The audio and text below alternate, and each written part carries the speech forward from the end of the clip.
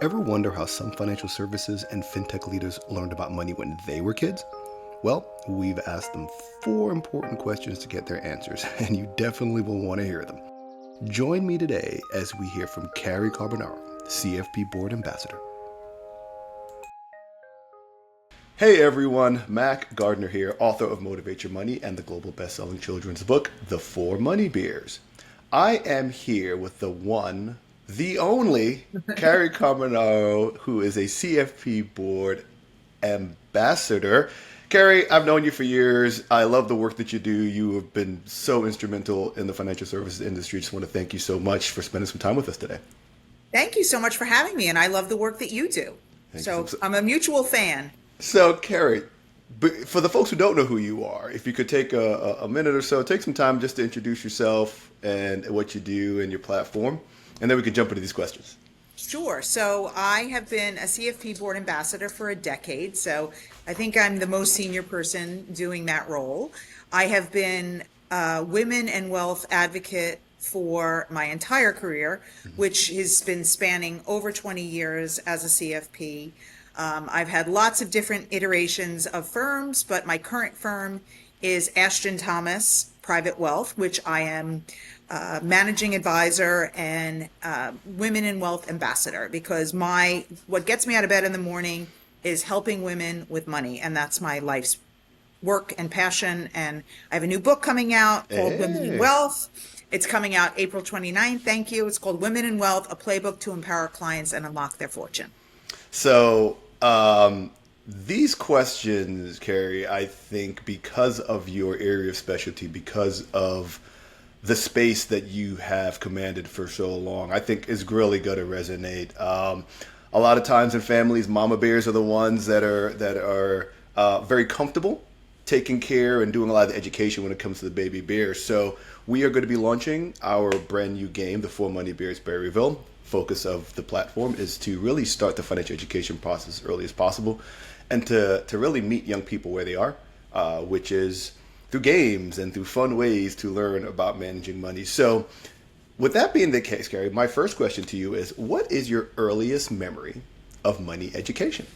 So I am a little bit odd, or a little bit of an odd family that I grew up in, because money was front and center in our family.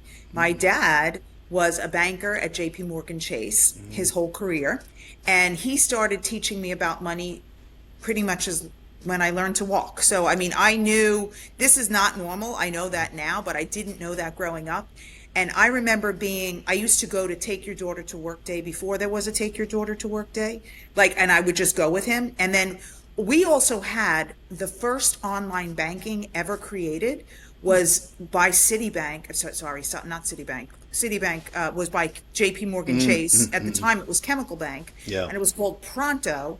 And it was on your computer, on your TV. Sorry, this is before computers. We didn't even have computers in the house. On your TV. And it almost looked like you were playing Pong, like the first game ever. So I would be setting it up with my dad.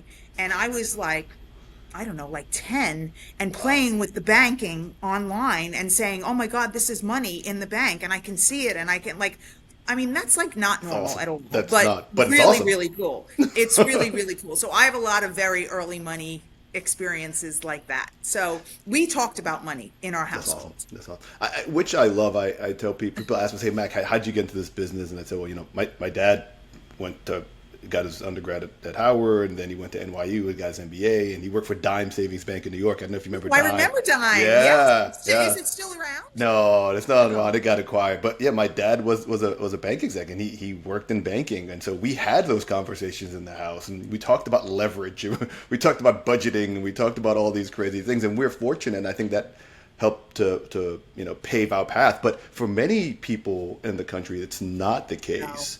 No. And so the tie-in question then, Cary, is then, what did money represent in your home growing up? So to me, money equals power. Power. So I saw my dad, the one making the money, and my mom staying home taking care of everything. And I said, I want to be like my dad. You want to control the power. That better. And so I followed literally in his footsteps from every shape and form I could to be like him and not be like the female version of stay at home, not working, taking care of stuff and doing all the things that I don't like to do. So it's really funny that that's the path that I chose, because I just looked at those two and said, I like that one better. And that's the one I'm going to do.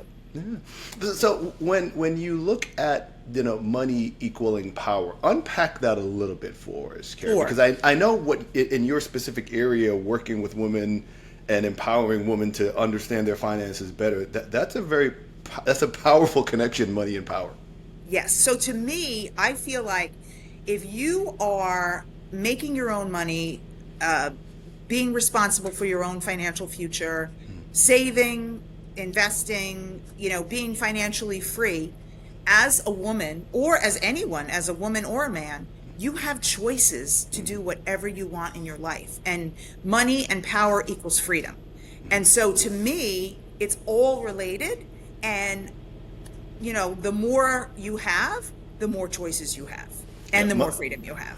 I tell people all the time, been in the business for years, the thing that money gives you is options. It's options. Yes. Options, choices, same exact thing. Yeah. Are we taking a small trip, or are we taking a big trip?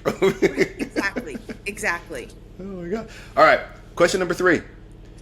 We are in a world where young people are learning differently. Young people are in educational situations where it's a lot different than it was 10, 15, 20 years ago when we were young. So how do you think young people, how should we teach young people about money and money management?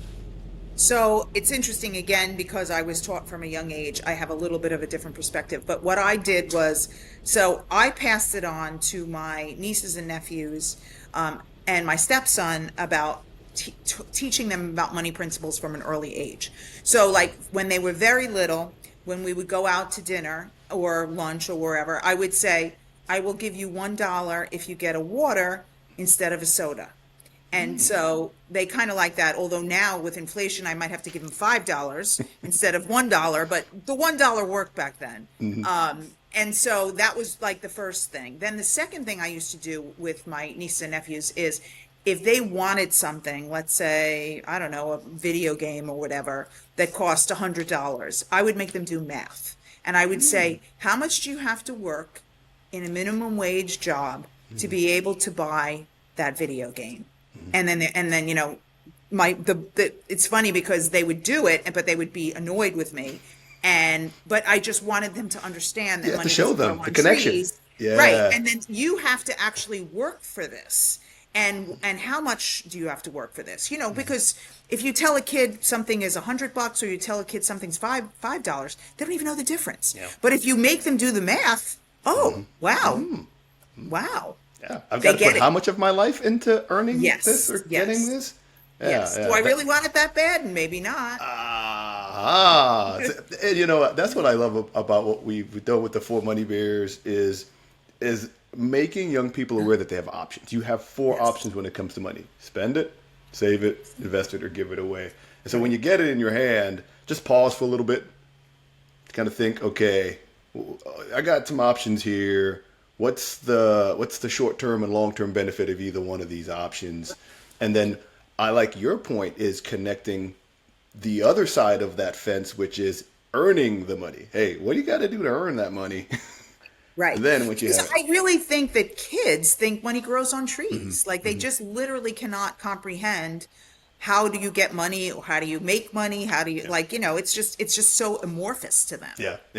That's why I think once the game is out, I'm going to send you a copy for the little ones in your life and the big ones to understand that Berryville is about entrepreneurship and learning both sides of the money fence, as we call it, understanding how money's made.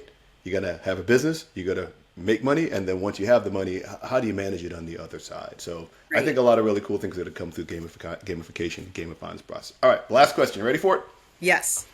What's the best advice, Cary, you've ever been given when it comes to money? Well, I can't just say one. I have to say a couple. I hope you don't mind. Gotcha. Because I don't have one. But I would say the first one is what I was taught from a young age. You always spend less than you make. And that is such a basic fundamental thing, but that's how all the building blocks of wealth comes from that one thing. Because if you're over, I mean, it doesn't matter what you make even. You could be making 30,000 or 300,000 or 3 million. It matters what you're spending. It's not what you have, it's what you have left. Right, exactly. So that's the first one. The second one is don't be afraid of the stock market. You know, especially, you know, because I work with women, and in general, women are a little bit more conservative than men overall. And they are a little bit nervous about losing money in the stock market. And I just believe women and people in general, everybody needs to invest for the long term, and don't be afraid of the market, of the fluctuations, because if you're in a balanced portfolio, you know, there's never been a period of time where people have lost money over a decade in history. So it's never ever happened. But, you know, I always hear those urban myths about my friend or my uncle or my friend's friend lost all their money in the stock market. And I'm like, not possible, not possible. No. They either put it in a single stock or a Ponzi scheme. Yeah. So Yeah. none of that is happening. And they probably didn't have it in there for 10 years. And then the other thing I love is delayed gratification also creates wealth. So that little bit of not buying what you want or getting what you want or waiting for what you want, that is such a good test to how wealthy you're going to be later on in life. And it's almost like, I don't know if you remember that marshmallow study they did in the 70s, where they actually asked kids to wait to eat the marshmallows. And all the kids that waited to eat the marshmallows, they tracked over time, and all of them, because they had the impulse control, became wealthy over time. Yeah, I do remember that study. It was quite fascinating, quite fascinating. Cary, thank you so much for time today, for taking a little time and sharing your experiences. You know, again, you've done so much great stuff for the industry that I'm always honored when I reach out to folks to hear their stories and they say, yeah, Mac, you know what, this is really, really going to be fun. Anything you want to share with folks as we wrap up? Fourth, connect with me on social media, and my website is carycarbonaro.com. Awesome. Cary, thanks again. As I like to say, the journey continues. Thank you so much. You're welcome. Thanks for joining us today. We hope you'll join us for our next engaging episode. Be sure to follow us on LinkedIn and visit www.the4moneybears.com.